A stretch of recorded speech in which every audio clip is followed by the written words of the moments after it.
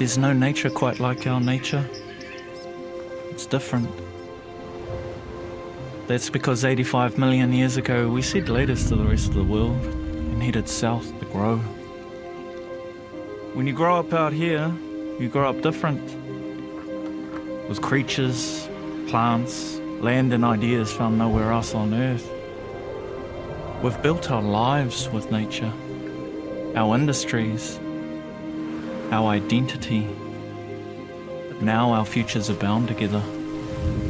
But the thing that makes us different is under threat. To stay different, we need to do different. Not once, but always. Always be listening, always be adapting, always be naturing. We need to show the world that nature is not one thing, it's everything. We are part of it, not above it. That in Aotearoa, nature has a voice. Let's let everyone see nature looks different from here.